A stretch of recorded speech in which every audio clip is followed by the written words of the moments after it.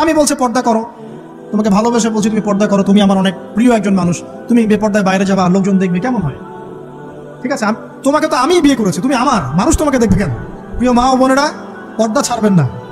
আপনাদের জন্য 4টা কাজ: স্বামীর আনুগত্য করা, লজ্জাস্থানের হেফাজত করা, আপনার 5 ওয়াক্ত সালাত ঠিকঠাক মতো আদায় করা এবং রমজান মাসে সাওম রাখা। নবীজি বলেছেন সাল্লাল্লাহু আলাইহি ওয়াসাল্লাম, জান্নাতের যে কোনো দরজা দিয়ে ইচ্ছা আপনি প্রবেশ করতে পারবেন। আপনার জন্য সহজ। আর স্বামীর আনুগত্য বলতে আমি বুঝাইনি স্বামীর দাসত্ব করতে হবে, এটা বলিনি। এখনকার কিছু ফ্যামিলিস্ট মেয়ে আছে, ওরা আনুগত্য শব্দ মনে হয় যে দাসত্ব মনে হয়। আনুগত্য দাসত্ব এক জিনিস না। আনুগত্য কি?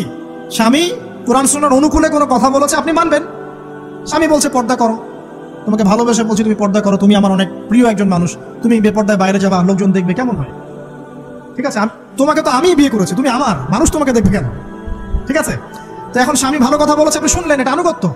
আর ওই স্বামী যদি বলে আসো তো আমার কলিগরা এসেছে, ওকে খাবার সার্ভ করতে হবে, আসো খাবারটা পরিবেশন করো, এখন আপনি বেপর্দা হয়ে আপনার স্বামীর কলিগের সামনে খাবার পরিবেশন করতে শুরু করলেন, এটা কি আনুগত্য করতে হবে? এটা তখন আপনি আনুগত্য করবেন না।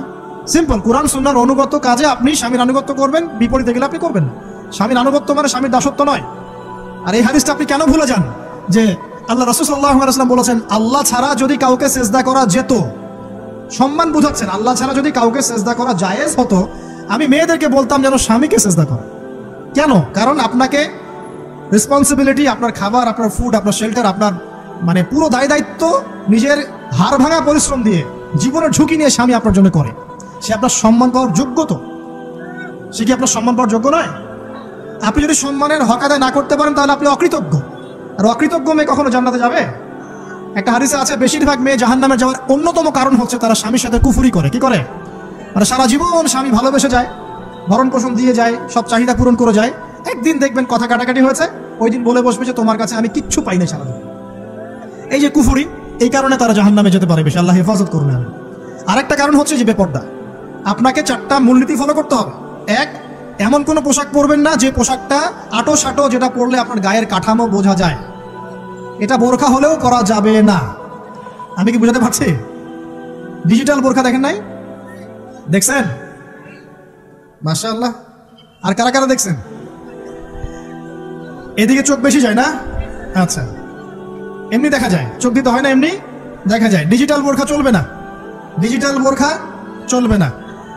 আমার মত, এটা আমি মত দিচ্ছি, আমি আল্লাহর রাস্তায় সময় দিয়েছি অনেকদিন, এবং এখানে যে পর্দাটা শেখানো হয় এরকম পর্দা আমি অন্য কোথাও দেখিনি। এত চমৎকার পর্দা শেখানো হয়। কারা কারা সময় লাগিয়েছেন? 3 দিন 7 দিন সময় দিয়েছেন কারা কারা? বেশিরভাগই দেন নাই। সমস্যা নাই, দিতে হবে, আমি বাধ্যতামূলক বলিনি আপনাকে। বলেছি এখানে পর্দা শেখানো হয়, চমৎকার পর্দা শেখানো হয়, যে এখানে চোখটা পর্যন্ত তাদের ঢেকে রাখার তালিম দেওয়া হয়। যাই হোক, যেখানেই শেখেন অ্যাটলিস্ট পর্দাটা শিখলেই হলো। এমন পোশাক হবে না যে পোশাকটা আটো সাটো, যেটা পরে আপনার গায়ের কাঠামো বোঝা যায়। 2 নম্বর, এমন পোশাক পরা যাবে না যে পোশাকটা পরলে বাহির থেকে ভিতরের অঙ্গ দেখা যায়। দেখেছেন? দেখেন নাই? দেখছেন হুজুর? আচ্ছা, আপনারা তো সব দেখেন দেখি। তারপরে 3 নম্বর, এমন পোশাক পরা যাবে না যেটা অমুসলিমদের সাথে সাদৃশ্য আছে। কথা বুঝতে পারছেন? অমুসলিমদের ধর্মীয় বিষয়ের সাথে সাদৃশ্য আছে এমন পোশাক মুসলিম মেয়েদের পরা যাবে না। এর মানে এই নয় যে অন্য ধর্মকে আপনি আক্রমণ করবেন, এটাও নয়। যে যার ধর্ম তাদের স্বাধীনতা মতো পালন করবে। মুসলিমরা বাধা দিবে? দিবে না। মুসলিমরা দাওয়াত দিতে পারে। কি করতে পারে? দাওয়াত দিতে পারে যে ভাই, যে লা ইলাহা ইল্লাল্লাহর কনসেপ্ট আপনাকে বুঝাচ্ছি, আল্লাহ ছাড়া কোনো মাবুদ নাই, মুহাম্মদ সাল্লাল্লাহু আলাইহি ওয়াসাল্লাম সর্বশেষ রাসূল, এই কোরআন পড়ুন, হাদিস পড়ুন, দেখুন এটাই হচ্ছে মানবতার মুক্তির সনদ। এরপর যদি সে ইসলাম কবুল করে আলহামদুলিল্লাহ, যদি না করে এর হিসাব কে দিবে? সে নিজে দিবে। এর হিসাব কি আমাকে দেওয়া লাগবে? দেওয়া লাগবে না। তো অমুসলিমদের সাথে সাদৃশ্য আছে এমন পোশাক চলবে না। আর 4 হচ্ছে, পুরুষরা মেয়েদের পোশাক পরতে পারবে না, মেয়েরা পুরুষদের পোশাক পরতে পারবে না। জি, আপনাদের কি বলছি, আপনারা জিন্স পরতে পারবেন না, মেয়েদেরকে বলছি, এবং টি শার্ট পরতে পারবেন না। আপনারা ওই যে যা ইচ্ছা তাই ড্রেস পরে বলবেন যে 1000 বছরের সভ্যতা সংস্কৃতি, এসব বাজে কথা চলবে না এখানে। এটা 1000 বছরে কোনোদিন আমাদের দাদা নানিরা এগুলা কখনো পরে নাই। পড়ছে? আপনার দাদি কখনো এরকম পরছিল শাড়ি? তো যে বললো 1000 বছর থেকে পরে আসতেছে নাকি? সুবহানাল্লাহ। তো এখানে বিষয়টা হচ্ছে, পুরুষ মেয়ের পোশাক পরতে পারবে না, মেয়ে পুরুষের পোশাক পরতে পারবে না। আমি খুব সংক্ষিপ্ত করে আপনাকে কোরআন সুন্নাহ থেকে 4টা মূলনীতি বলে দিলাম। এই 4টা মূলনীতি কোরআনেও আছে, হাদিসেও আছে। আসেন, এই যে নারীর অবমাননা, এই বিষয়টা আইয়ামে জাহিলিয়াতে যেমন ছিল, এখন দেখবেন আরো বড় পরিসরে এসেছে। আসলে এই যে ফ্যাশন শো, দেহের প্রদর্শনী, বিভিন্ন ফিল্মস দেখবেন, ফিল্ম ইন্ডাস্ট্রিজে দেখবেন, মিউজিকে দেখবেন, পর্নে দেখবেন, মেয়েদের দেহটাকে নিয়ে ব্যবসা করা হচ্ছে। আগে তো না হয় কন্যা সন্তান হলে জীবন্ত পুঁতে ফেলতো নাকি, এখন যদি গর্ভের বাচ্চা মেয়ে জানে অনেকে আগেই মেরে ফেলে। বোঝে নাই মনে হয়? অনেকে যদি জানে যে গর্ভে মেয়ে সন্তান আছে আগেই মেরে ফেলে। এমন অনেক দেশ আছে, আমি নাম বলছি না দেশের সঙ্গত কারণে, যে সেই দেশে এরকম মেয়ে সন্তানকে এই যে খালাস করে ফেলার, নষ্ট করে ফেলার, ভ্রূণ নষ্ট করার আলাদা ক্লিনিক আছে, আলাদা হসপিটাল আছে। বলে নাউজুবিল্লাহ। তো আসলে ওই 1450 বছর আগের মানুষটা বেশি বর্বর ছিল না আমরা বেশি বর্বর? এই যে অধিকারের কথা বলে বলে আমরা মেয়েদের দেহটাকে নিয়ে এখন মস্করা করছি, তামাশা করছি। সবচেয়ে সেরা অধিকার কোথায় পাবে? কোরআনে পাবে, হাদিসে পাবে, ইসলামে পাবে। তার পর্দা নিশ্চিত হবে, দেহ সেফ থাকবে, তার ইজ্জত নিশ্চিত হবে, ইজ্জত সেফ থাকবে, তার সম্মান সেফ থাকবে, তাকে রাজরানীর মতো স্বামী বাসায় রাখবে, কারণ সে হচ্ছে তার কাছে সবচেয়ে মূল্যবান প্রিয় বস্তু। শুধু তাই নয়, সম্পত্তির অধিকার তাকে দিতে হবে। একজন মেয়ে তার ভাইয়ের সম্পত্তি পাবে, তার বাবার সম্পত্তি পাবে, তার স্বামীর সম্পত্তি পাবে, সব দিক থেকে সে সম্পত্তি পাবে। আর একজন ছেলে কিন্তু সব দিক থেকে সম্পত্তি পাবে না। এই বিষয়গুলো যখন এক শ্রেণীর মানুষ বোঝে না, তখন ইসলামের বিরুদ্ধে অহেতুক প্রপাগান্ডা চালানো শুরু হয়। সবচেয়ে সেরা সম্মান রক্ষার উদাহরণ দেওয়া হয়েছে ইসলামে, কোরআনে এবং হাদিসে। এই কথাটা আপনাদের মা বোনদেরকে বোঝাবেন, তবে নম্রতার সাথে বোঝাবেন, কারণ উচ্চবাচ্য করলে তারা কথা শুনবে না। আর আল্লাহ রাসূল সাল্লাল্লাহু আলাইহি ওয়াসাল্লাম বলেছেন, কিছুটা বাঁকা হাত দিয়ে তাদেরকে তৈরি করা হয়েছে। যদি আপনি শক্ত করে চাপ দিতে যান তাহলে ভেঙে যাবে, আর যদি আপনি ওই অবস্থায় ছেড়ে দেন তাহলে বাঁকাই থেকে যাবে। এখানে আপনাকে হিকমা অবলম্বন করতে হবে। আল্লাহ পাক তৌফিক দান করুন। একটা বিষয় বলছিলাম, ওই যে শিরকের পাপ এখন গ্লোবালাইজেশন হয়েছে না, ওই সুদের পাপ এখন গ্লোবালাইজেশন হয়েছে না। গ্লোবালাইজেশন বোঝেন? মানে বিশ্বায়ন, পুরো বিশ্বে ছড়িয়ে পড়েছে না। আর একটা হচ্ছে এই যে মেয়েদের অবমাননা, এটা সারা বিশ্বে ছড়িয়ে পড়ে নাই? আচ্ছা, আর দুটা বলবো, এরপর বলে আমি শেষের দিকে যাচ্ছি। আসেন, একটা হচ্ছে মাদক। আইয়ামে জাহিলিয়াতের অন্যতম সেরা পাপ ছিল কি?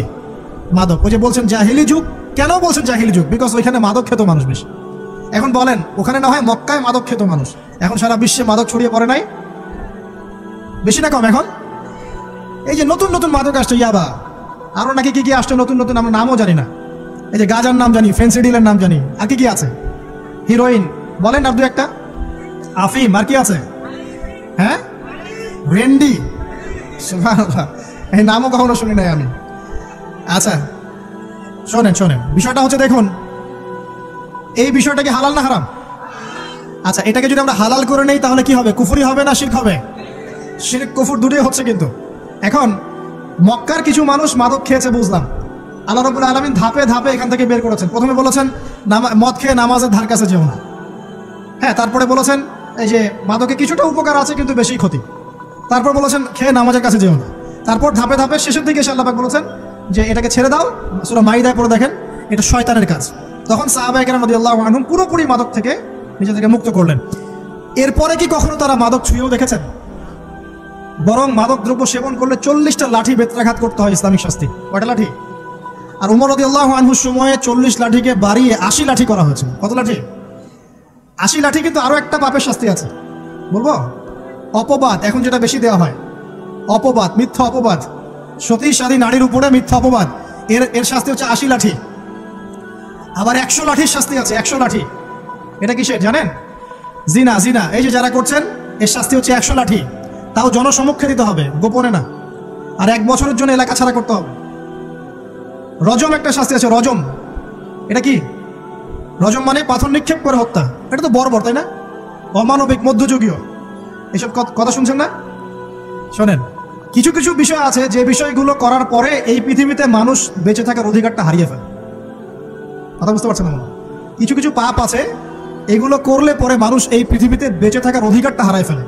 যেমন কোনো বিবাহিত ব্যক্তি যদি জেনা করে, নাউজুবিল্লাহ,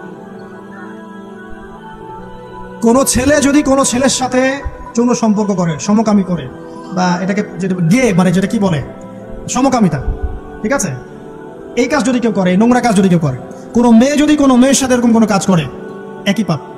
এসব পাপ করলে পরে এই পৃথিবীতে বেঁচে থাকার অধিকারটা সে হারিয়ে ফেলে। কথা কি বুঝতে পারছেন? আচ্ছা, তখন শাস্তি হচ্ছে আল্লাহ রাব্বুল আলামিন পাথর নিক্ষেপ করে হত্যা করতে বলেছেন। কারণ হচ্ছে সে এত গর্হিত একটা কাজ করেছে যেটা এই শাস্তি পাওয়ার সম্পূর্ণ যোগ্য। এবং কওমে লূত নামে যে কওম ছিল, ওই কওমটাকে আসমানে উঠিয়ে আল্লাহ পাক পাথর বর্ষণ করে এভাবেই শেষ করে দিয়েছে। জর্ডান, একটা দেশ আছে না জর্ডান, জর্ডানের পাশে ডেড সি নামে একটা জায়গা আছে, ডেড সি, মৃত সাগর। ওইখানে সাদুম নামে একটা গোত্র থাকতো। কোন গোত্র? সাদুম। ওই সাদুম গোত্র এরকম সমকামী ছিল। আল্লাহ রাব্বুল আলামিন লূত আলাইহিস সালামকে পাঠিয়েছিলেন, তারা হেদায়েতের বাণী শোনে নাই। আল্লাহ পাক ওদেরকে আসমানে উঠিয়ে পাথর নিক্ষেপ করে উল্টা দিকে দাফন করে দিয়েছে। নাউজুবিল্লাহ। তো কিছু কিছু পাপ আল্লাহ পাক সহ্য করেন না, আল্লাহ পাকের আরশ কেঁপে ওঠে। এই পাপগুলো সেরকম পাপ। কথা বুঝতে পারছেন? তো এই যে জিনা, পর্নোগ্রাফি, ব্যভিচার, পরকীয়া, এগুলোর মধ্য দিয়ে আমরা নারীর অবমাননা করছি না? এবং ধর্মের মাধ্যমে মাঝে মাঝে করছি, যখন আমরা ধর্মের নামে মেয়েদের অধিকার দিচ্ছি না। অনেকেই সম্পত্তির অধিকার দিচ্ছেন না, অনেকেই শিক্ষিত করছেন না, অনেকেই আরো যৌতুক নিচ্ছেন না, যৌতুক নিচ্ছেন না অনেকেই। যে বিয়ের সময় যৌতুক নেয়, এটা তো মেয়ের উপর, মেয়ের পিতার উপর টর্চার করা, সম্পূর্ণ হারাম, সম্পূর্ণ হারাম। তারপরে দেখবেন, রিপোর্টগুলো পড়ে দেখবেন যে এই বছর 2000 কত এটা 22, এই 22-এই গভর্নমেন্ট রিপোর্ট অনুযায়ী নিবন্ধিত প্রায় 1339টা ধর্ষণের মামলা হয়েছে। তো এটা এখন অ্যাভেলেবল, যে কোনো সব জায়গায় ধর্ষণ হচ্ছে, এখন অ্যাভেলেবল। মানুষ এটাকে স্বাভাবিক মনে করছে, নর্মাল, নর্মাল ধর্ষণ হতেই পারে, মানুষ এখন এমন মনে করছে। প্রত্যেক দিন পেপার খুলবেন, দেখবেন রেপের খবর, প্রত্যেক দিন খবর শুনবেন ধর্ষণের খবর। আর সব খবর তো আসে না, আসে হয়তো 10%, 20%, 30%, বেশিরভাগই আসে না। এলাকায় মোড়ে মোড়ে দেখবেন, গ্রামে গঞ্জে শহরে বন্দরে খালি ইফটিজিং, ইফটিজিং দেখবেন, খালি ইফটিজিং। মেয়েদেরকে যৌন হয়রানি করা হচ্ছে, বাসে, অটোতে, টেম্পুতে, সব জায়গায়। বাসের মধ্যে মেয়েকে রেপ করে ফেলা হচ্ছে। একটা বাচ্চা মেয়ে যে বোঝেও না যে সেক্সুয়াল বিষয়গুলো কি জিনিস, ওকেও রেপ করা হচ্ছে। এই যে মহামারী, আপনি তো বুঝতে পারছেন না যে আমরা কোন সমাজে আছি। এই সমাজে আপনার মেয়ে তো সেফ না, আমার মেয়ে তো সেফ না। আমার মেয়ে, আপনার মেয়ের ভবিষ্যৎ কি হবে, এর ভবিষ্যতের নিশ্চয়তা কে দিবে? আপনার মেয়ের ইজ্জতের ভবিষ্যতের নিশ্চয়তা কে দিবে? এই নিশ্চয়তা দেওয়ার মতো মানুষ কোথায়, নেতা কোথায়? কারো ঘরের স্ত্রী, কারো ঘরের বোন, কারো ঘরের মেয়ে এখন সেফ না। বাসে, ট্রাকে, ট্রেনে, অটোতে, সব জায়গায় হতে পারে। আর এগুলোকে আমরা প্রমোট করছি, এখন নগ্নতাকে প্রমোট করছি, পর্নকে প্রমোট করছি। এই নগ্নতা, পর্ন, এসব দিয়ে মানুষের মাথাটাকে পুরো জানোয়ার বানিয়ে ফেলা হয়েছে। পর্ন দেখাতে দেখাতে ছেলেদের মাথাটাকে জানোয়ার, পশু বানিয়ে ফেলা হয়েছে।